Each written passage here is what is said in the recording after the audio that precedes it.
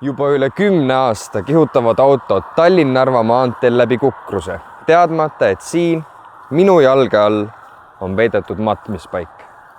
Mitte miski ei reeda selle olemasolu, sest siia maeti viimati 800 aasta eest. 2009. aastal avastati matmispaik taas. Siia maetud inimesed ja eriti nende hambad annavad meile väga palju teadmisi tolleaegse elu kohta. Miks just hambad, seda kuuleme me hiljem. Praegu aga läheme vaatame, kuidas Kukruse kalmistu üldse avastati ja mis siit täpsemalt leiti.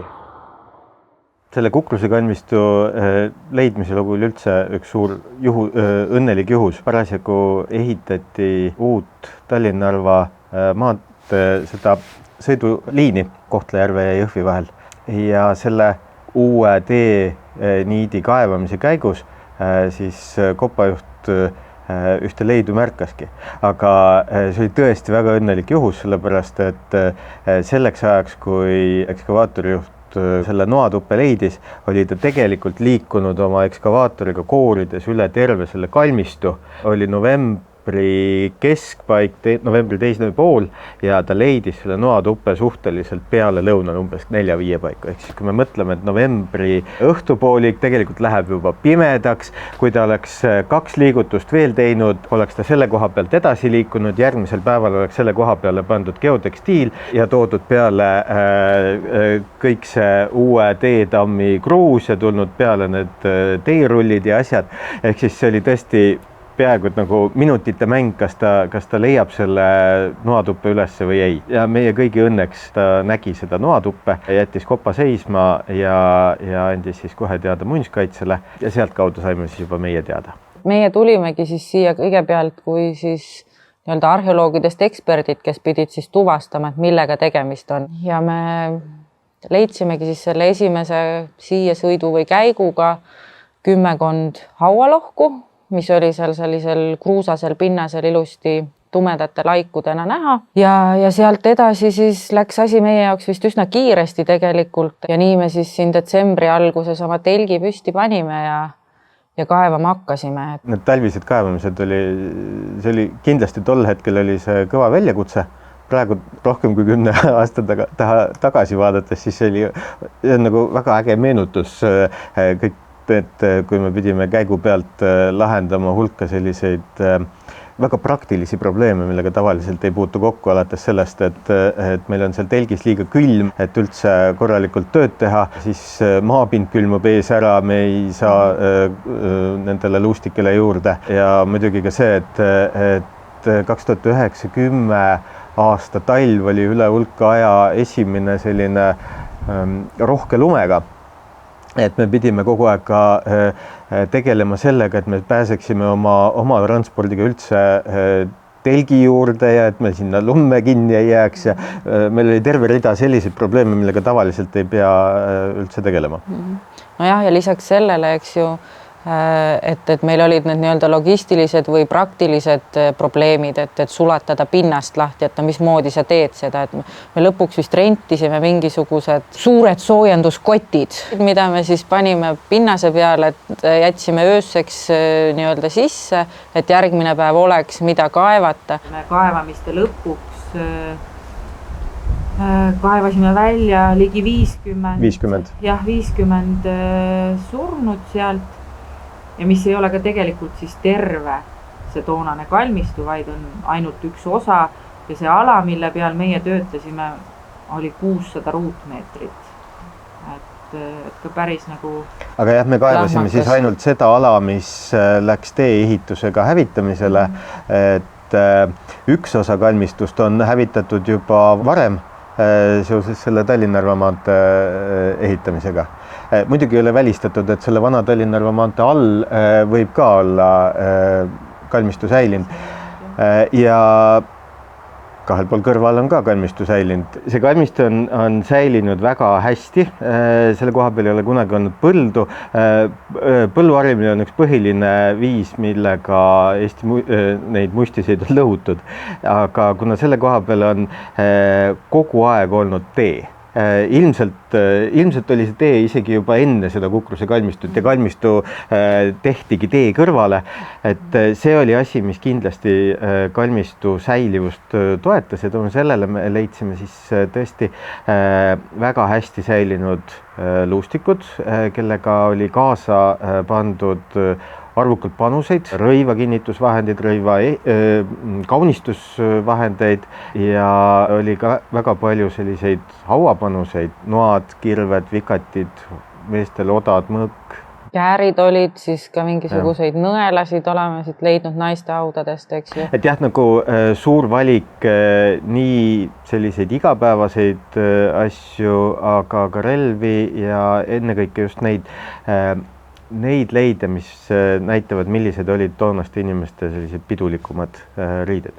Ja pluss siis jah, need ka savinõud, et peaaegu kõikidele inimestele oli kaasa pandud ka savinõuga toit. Võib-olla üks selliseid markantsemaid ja ütleme ka metoodiliselt keerukamaid leide ongi just need rõivastuse detailid, et seda on võib-olla sõnades on väga keeruline kirjeldada, et pilt ütleb kindlasti siin rohkem, aga et toonaste naiste rõivad, tõenäoliselt siis pidurõivad olid kaunistatud selliste pronksikarva hästi peenikesest traadist tõmmatud pronksspiraalidega või spiraalidega.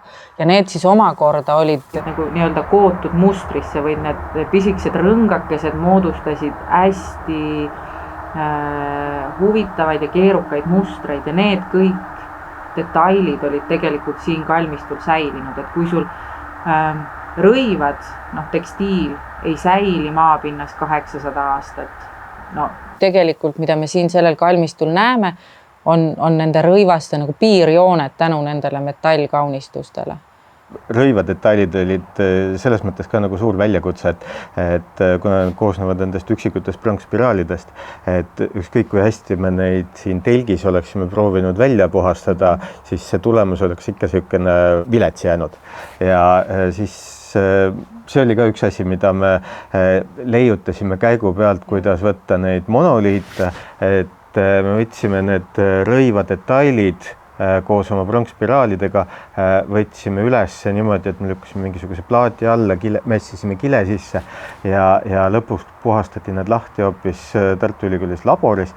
Aga minu jaoks nagu kõige ägedamad olid hoopis need korrad, kui kaevates näed sellist pronksspiraalide segadikku, millel ei ole mitte mingisugust vormi, kuju, mitte midagi, see oli lihtsalt selline kaos. Siis, kui me võtsime selle ülesse ja siis, kui seal laboris kõigepealt lasti läbi röntgeni, tehti röntgenpilt ja kui see korralikult lahti puhastati, tuli välja, et on mingisugune riie, mis on kokku lapatud. Ehk siis see tulemus, mida me väljas ei oleks mitte mingil juhul saavutanud. Aga laboris nad suutsid selle niimoodi lahti puhastada, see oli minu meelest nagu väga-väga kihvt ja äge tulemus. Ja leidudest veel, mis on selline võib-olla isegi ootamatu, on need, et me ka mune nii-öelda oleme, meie leidsime munakoori haudadest, eks ju, aga tõenäoliselt on kaasa pandud terved munad ja need on ka värvitud olnud, et jälle selline imepisikene detail kogu selles nii-öelda suures loos, aga selliseid detaile enne kukruset tegelikult väga meil ei olnud. Just, ma arvan, et see oligi nagu vähemalt meie jaoks kukruse kaevamistel, mis teeb selle tõesti eriliseks, on see, et ma usun, et tavalise inimesel, kes ei ole arheoloog, tema jaoks võib-olla olid ägedad just need näiteks sellised suured asjad nagu mingid odad ja mõõk ja sellised asjad. Arheoloogi jaoks olid just ägedad sellised võimalikult pisikesed mõttetud detailid, aga mis, kuna me nüüd oskame neid hoopis teistmoodi uurida, siis need jutustavad meile mingisugust palju ägedamat lugu. Minu absoluutne lemmik oli ka need kärbse nuku kestad, mida me leidsime siis rõivaste sisekülgedelt, rihmapandla siseküljelt ja need olid need kärbsed, kes olid jõudnud selle surnukeha peale juba sööma sel ajal, kui surnu ootas matmist. Kärbsel on oma arengutsükkel ehk siis kärbsevastsed pidid olema nende surnukehade peal. Surnukeha ei saanud hoida nii kaua, et kärbes oleks jõudnud muneda, munest oleks arenenud vastne ja nii edasi. Ehk siis kõige tõenäolisemalt pärast seda, kui inimene ära suri, ilmselt ta pandi juba siis riidesse ja tõsteti kuhugile eest ära kusagile, kus need kärbsevastsed juba olid, näiteks lauta. Ja sealt läksid kärbsevastsed selle surnu riiete vahele ja siis, kui surnu maha maeti, siis need kärbsenukud sinna ka jäid. Inimesed pandigi sellisesse matmise riietesse juba varem. Ja siis ta ootas, eks ju, jah, et ta ootas mõnda. Ei olnud mitte matmise hommikul. Just, et seal pidi olema mingisugune ajaline aken, eks ju, et need kärbsed oleks saanud siis oma töö nii-öelda teha, jah. See, mis me leidsime, ei piirdu ainult nende materiaalsete asjadega, vaid me leidsime ka hoopis uusi tõlgendusi ja hoopis uusi arusaamasid, milline see 12. sajandi lõpu ja 13. sajandi ühiskond Virumaal oli. See materjal elab praegu oma elu nagu siis mingite teiste uurijate laual edasi, et sealt neid lugusid tuleb, et see on nagu sihuke hästi, minu jaoks hästi positiivne ja innustav nagu uurijana, et see ei lõppenud kõik siin nende kaevamistega.